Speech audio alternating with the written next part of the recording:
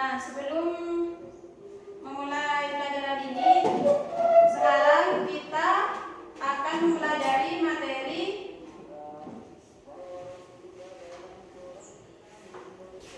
prinsip ekonomi dan penerapan dalam kegiatan ekonomi.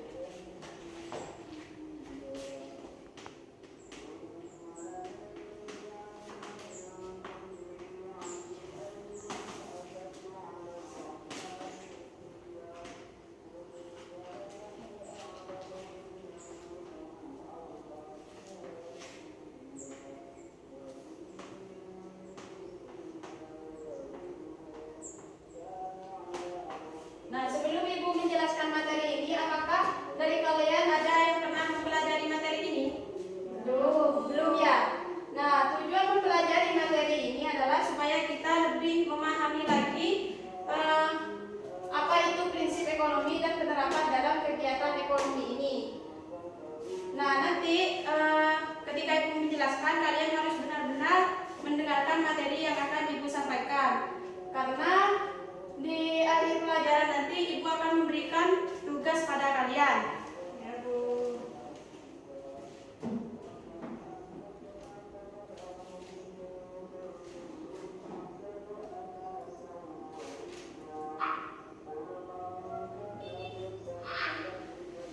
Baik, di sini prinsip ekonomi. Nah, prinsip ekonomi ini adalah berusaha dengan pengorbanan yang sekecil-kecilnya untuk memperoleh hasil tertentu atau dengan pengorbanan tertentu dan ingin memperoleh hasil yang maksimal. Ini adalah prinsip ekonomi. Selanjutnya adalah ciri-ciri prinsip ekonomi. Nah, ciri-ciri prinsip ekonomi di sini yaitu ada 4. Di sini yang pertama adalah bersikap hemat. Yang kedua menyusun skala prioritas. Dan yang ketiga bertindak rasional. Yang terakhir memperhitungkan untung dan rugi. Nah, di sini maksud dari bersikap hemat yaitu seseorang dalam melakukan tindakan ekonomi selalu menghindari pemborosan, yaitu dengan membeli barang-barang yang benar-benar dibutuhkan. Maksud dari bersikap hemat ini adalah menghindari pemborosan. Maksudnya adalah seperti kalian ingin membeli seperti ingin membeli hal-hal yang tidak dibutuhkan. Ini adalah sikap dari pemborosan. Nah, dengan membeli barang-barang yang benar-benar dibutuhkan, ini adalah bersikap hemat. Dan yang kedua adalah menyusun skala prioritas. Nah, menyusun skala prioritas ini adalah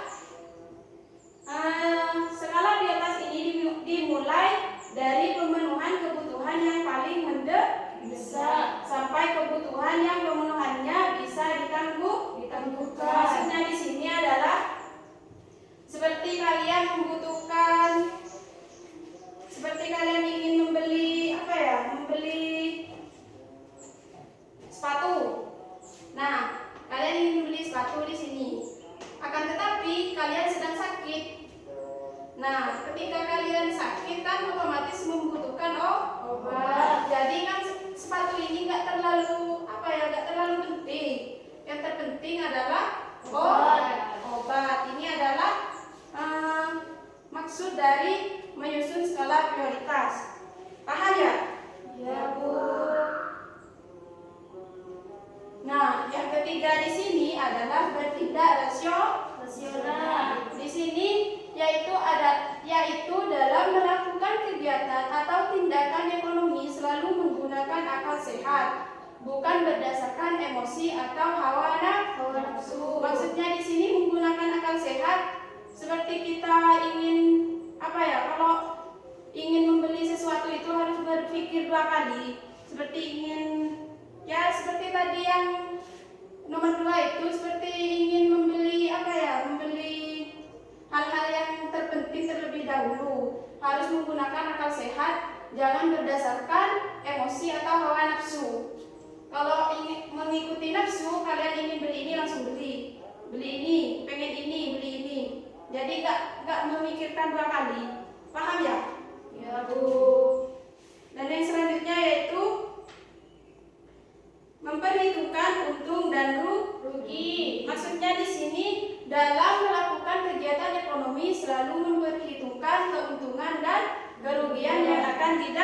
dapat.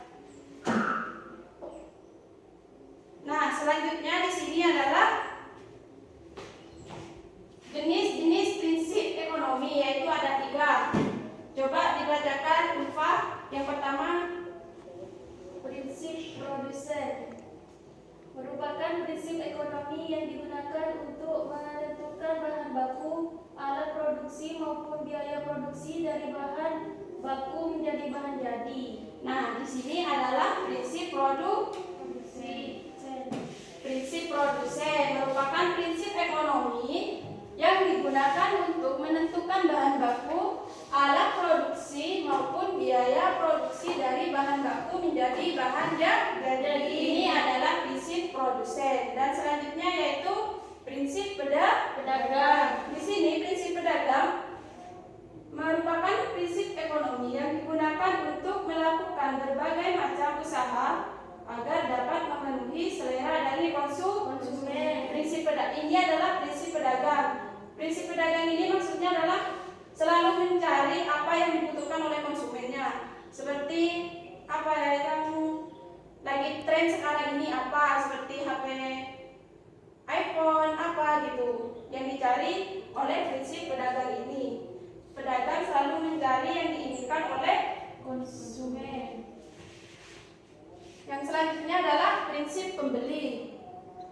Merupakan prinsip yang digunakan untuk mendapatkan produk maupun jasa yang bermutu dan memiliki kualitas yang baik, namun dengan biaya yang seminimum mungkin. Ini adalah prinsip pembeli. Maksudnya di sini adalah kita ya sebagai pembeli, pastinya kita ingin barang yang bagus tapi dengan harga murah. Ini adalah dari prinsip pembeli.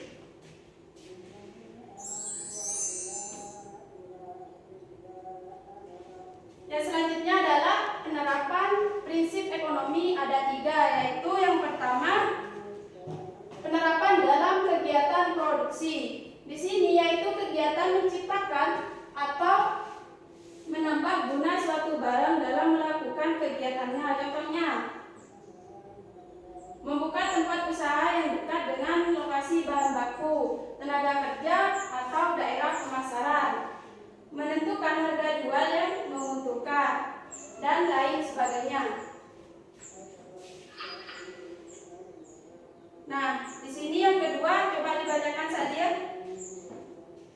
2. Penerapan dalam kegiatan distribusi, yaitu kegiatan dalam menyalurkan barang atau jasa dari produsen kepada konsumen.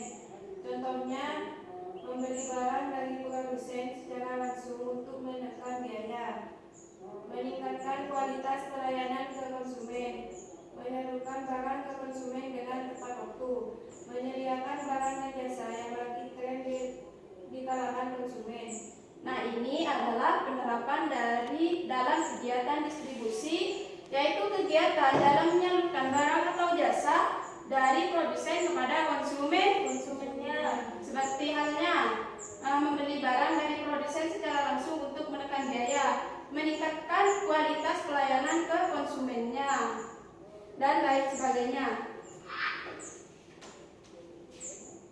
Nah, yang ketiga di sini adalah penerapan dalam kegiatan konsumsi, yaitu kegiatan menghabiskan atau mengurangi guna suatu barang seperti halnya produsen dan distributor. Seperti halnya contoh, membeli barang yang bagus dan berkualitas, membeli barang dengan harga terjangkau dan relatif murah, membuat daftar barang yang dibutuhkan sesuai keperluan. Ini adalah hal yang terpenting, membuat daftar barang yang dibutuhkan sesuai keperluannya.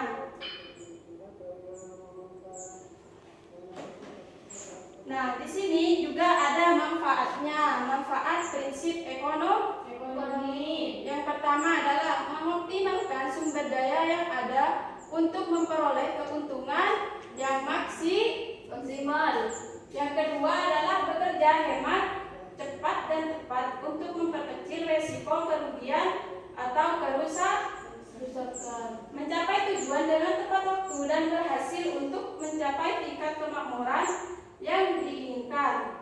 Dan yang ini mencapai hasil kerja yang terjamin mutunya untuk memenuhi tingkat kepuasan pelaku ekonomi. Dan yang terakhir yaitu hidup lebih maju dalam persaingan sehat. Jadi kita kalau ingin bersaing itu jangan menggunakan yang yang nggak baik, harus dengan persaingan yang sangat sehat. Nah, di sini adalah tujuan prinsip ekonomi.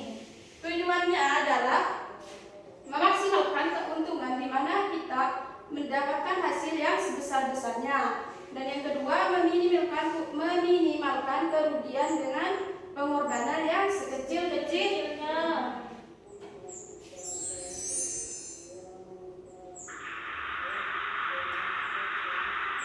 Nah, sekarang Ibu sudah menjelaskan materi ini. Apakah dari kalian ada yang ingin bertanya? Ada, Bu. Silakan sebutkan namanya. Perkenalkan, nama saya Sadia. Pertanyaannya, mengapa kita harus memperhitungkan untung dan rugi? Nah, di sini mengapa kita harus memperhitungkan untung dan rugi? Seperti saya mempunyai toko.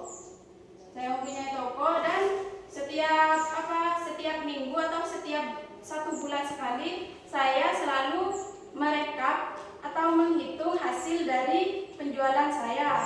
Seperti menghitung biar tahu biar tahu hasilnya saya ini untung atau ruginya. Jadi kalau memperhitungkan untung dan rugi ini sangatlah penting bagi orang yang punya toko, biar bisa mengetahui keuntungannya di bulan ini berapa, atau kita sebaliknya kerugian kita berapa, seperti itu. Ada yang mau bertanya lagi? Ada. Nah, sekarang Ibu yang akan bertanya kepada kalian. Yang bisa menjawab, ajukan tangan, sebutkan nama. Nanti Ibu akan ngasih reward kepada kalian. Pertanyaan yang pertama, coba berikan contoh penerapan dalam kegiatan konsumsi. Saya, Bu. Sebutkan namanya. Perkenalkan, nama saya Iva. Contohnya adalah membeli barang yang bagus dan berkualitas. Nah, karena jawabannya sangat betul sekali, kasih tepuk tangan.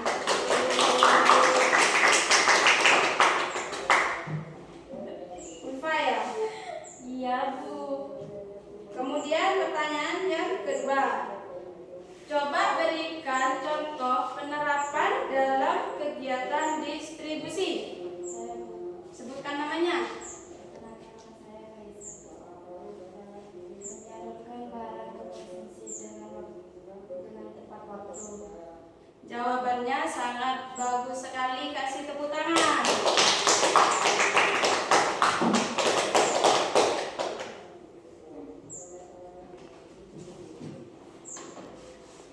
Nah, sekarang kesimpulannya dari materi tadi adalah prinsip ekonomi ini pedoman melakukan tindakan ekonomi yang di dalamnya terkandung pengorbanan tertentu untuk mendapat hasil yang maksimal. Ini adalah kesimpulannya.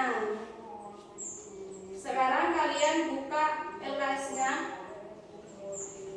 halaman 20. Kerjakan dari nomor 1 sampai 10. Kumpulkan minggu depan. Ya, Bu.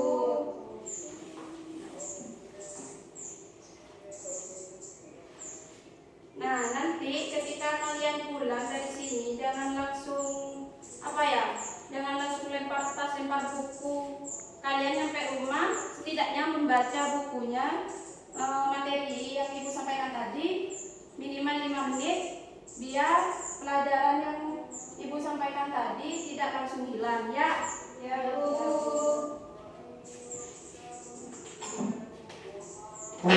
Sekian pertemuan hari ini, silakan dipimpin doa.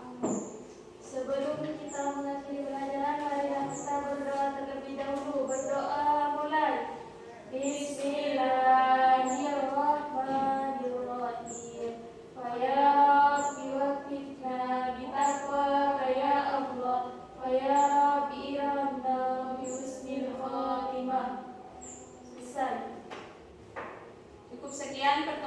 ini